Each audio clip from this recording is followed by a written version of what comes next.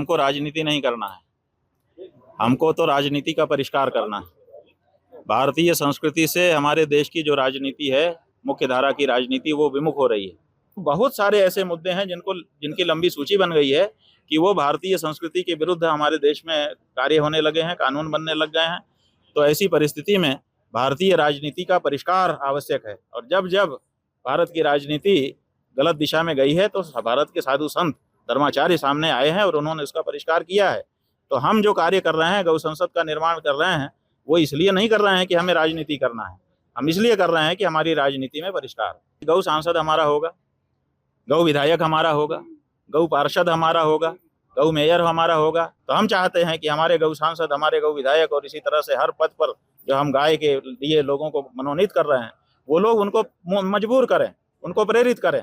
आप देखिए, गंगा को बांध रहे हैं, हमारे पूर्वजों ने कभी गंगा को नहीं बांधा। समलैंगिकता को यहाँ पर अपराध ही पहले बहुत बड़ा अपराध था, 7 साल की सजा उसमें रखी गई थी। अंबेडकर तो कहता था कि 7 साल की सजा करो जो अप्राकृतिक कार्य करते हो, समलैंगिक संबंध स्थापित कर रहे हो। आपने उसको बदल लिया, अंबेडकर को कहाँ मान दिया आपने?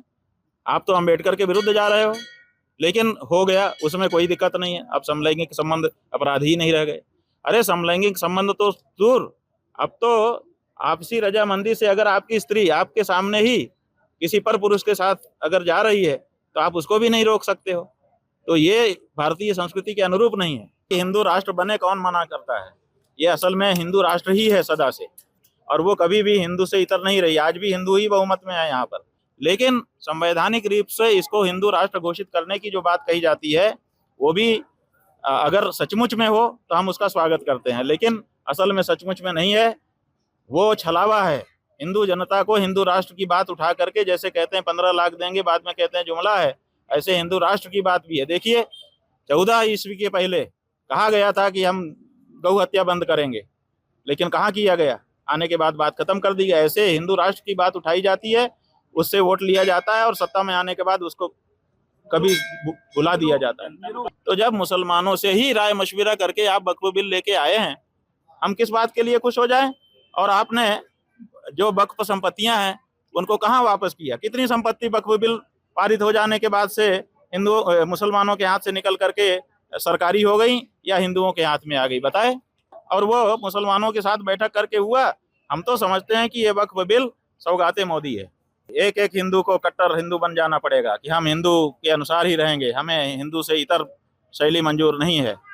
तो जब हिंदू अपने धर्म को पहचान लेगा और उसके पालन के लिए दृढ़ हो जाएगा, हिंदू धर्म स्थापित मजबूत हो जाएगा। ये गाय काटी जा रही है इसीलिए कि हम हिंदुओं का वोट ले करके हमारी माँ गाय को काट रहे हैं ये लोग।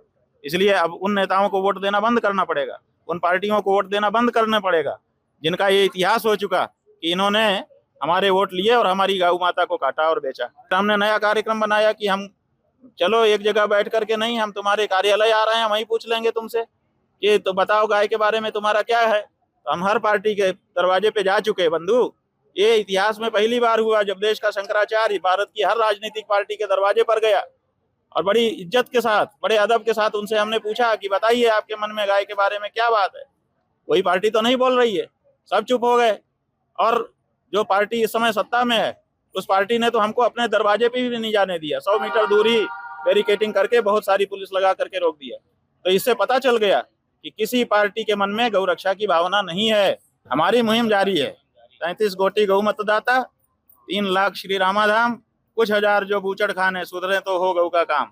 एक दोहे में हम अपनी पूरी योजना बता रहे हैं। न्यूज नेशन अब व्हाट्सएप पर खबरों की ताजा अपडेट के लिए न्यूज नेशन के इस QR कोड को स्कैन करें।